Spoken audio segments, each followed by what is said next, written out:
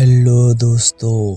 तो नमस्कार। तो कैसे हैं आप सब लोग। आई होप कि आप सब लोग अच्छे होंगे। तो चलिए आज की नई हॉरर कहानी में आपका स्वागत है। करते हैं शुरुआत। दोस्तों ये एक बार की बात है जब नरेश अपने मामा के घर गया हुआ था। दरअसल वहाँ नरेश की बुआ की शादी थी। अक्सर वहाँ पर जाता रहता था, पर हर बार वो एक ही बात बार बार पूछता था कि ऊपर छत का कमरा हमेशा बंद ही क्यों रहता है।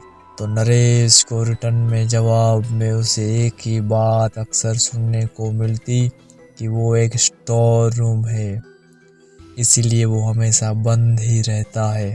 पर यहाँ आप सभी एक बात ध्यान में रखना, और वो बात ये है कि बच्चों को अक्सर जिस चीज़ के लिए मना करोगे तो उसी काम को वो ज़रूर करते हैं। दोस्तों घर में खुशी का माहौल था। अक्सर शादी ब्याह के मामले में घर पर कई रिश्तेदार आ जाते हैं, तो सोने की व्यवस्था भी थोड़ी अलग ढंग से ही होती है। दोस्तों उन दिनों गर्मियों का मौसम था, तो पहली ही रात नरेश ने जैसे तैसे नीचे गुजार ली। उसका मन अब भी वही था। अगर ऊपर का कमरा खुला होता तो अपने दोस्तों के साथ में ऊपर ही सो जाता। दूसरे दिन मामा को घर से बाहर जाना पड़ा, तो नरेश ने चुपचाप मामी से चाबी ये कहकर ले ली कि मामा ने कहा है कि वहाँ कुछ सामान है जो मुझे निकालना है, इसीलिए मुझे चाबी दे दीजिए। मामी इतनी बिजी थी कि काम के चक्कर में ये सब भूल ही गई और नरेश को चाबी आखिरकार दे दी। नरेश चाबी को लेकर खुश तो बहुत था, पर ये नहीं जानता था कि वो क्या करने जा रहा है। आखिर गलती उसकी भी नहीं थी।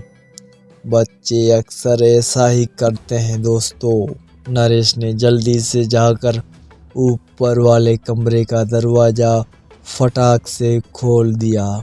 अंदर जैसे ही वो एंटर हुआ तो अंदर कुछ भी नहीं था। दोस्तों बस एक चारपाई ही रखी हुई थी और पूरा कमरा बाहर के मुताबिक हल्का और ठंडा था, जबकि बाहर तेज धूप थी।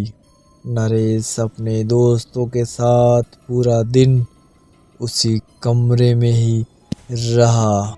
कई बार तो उसके दोस्तों ने उसे बताया कि खिड़की बार बार अपने आप बंद क्यों हो जाती है, तो नरेश ने कहा कि हवा से हो रहा होगा। धीरे धीरे अब रात होने लगी और नरेश नीचे की ओर चला गया, ये चेक करने के लिए कि कहीं मामा को पता तो नहीं चल गया ना। पर मामा तो रिश्तेदारों के पीछे खातिर में लगे हुए थे। नरेश ने चुपचाप ऊपर के कमरे में जाकर लेट गया और तब तक मेरे दोस्तों को भी अब नींद आ गई। पर अचानक मुझे ऐसा लगा कि जैसे किसी ने मेरी चादर खींच ली हो। मैंने नींद में ही चादर ऊपर खींच ली। मैं जानता था कि वो मेरे दोस्त मेरे साथ मस्ती कर रहे हैं, फिर भी मैं चुपचाप वहीं पर ही लेट गया, ये बोल कर कि परेशान मुझे मत करो वरना मामा आ जाएंगे। थोड़ी देर सब शांत रहे कि अचानक मेरी चादर किसी ने फिर से एक बार और खींची और मेरी पैरों की उंगलियों को जोर से झटके से दबा दिया।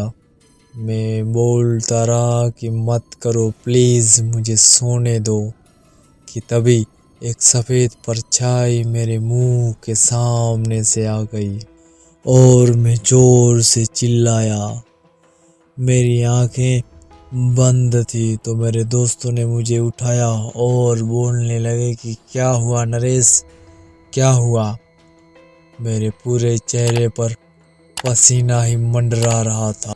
मैं डर के मारे कुछ बोल ही नहीं पाया कि तभी अचानक मामा ऊपर आ गए और हम सबको नीचे ले गए और मुझे पानी पिलाकर प्यार से पूछा।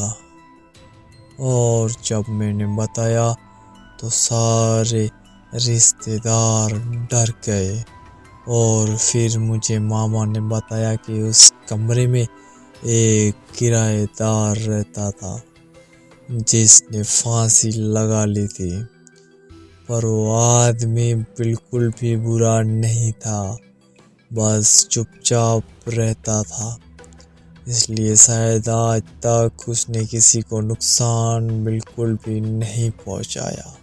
ये किस्सा हमारे साथ भी पहले हो चुका है नरेश, इसलिए हमने वहाँ ताला ही लगा दिया ताकि कभी कुछ भी किसी के साथ भी गलत ना हो जाए।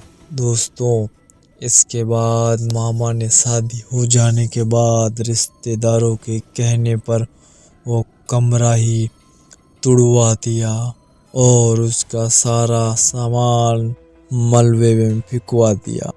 तब से वहाँ पर सब कुछ ठीक है। तो दोस्तों, ये कहानी आपको कैसी लगी? कहानी अगर आपको अच्छी लगी तो इस वीडियो को फ़ौरन लाइक कर दें। हमारे चैनल पर नए हैं तो फ़ौरन चैनल को सब्सक्राइब करके बेल ऑल नोटिफिकेशन को प्रेस कर दें और अपनी राय हमें कमेंट बॉक्स में ज़रूर बताएं क्या आपके साथ भी कभी कुछ ऐसा हुआ है। थैंक यू दोस्तों।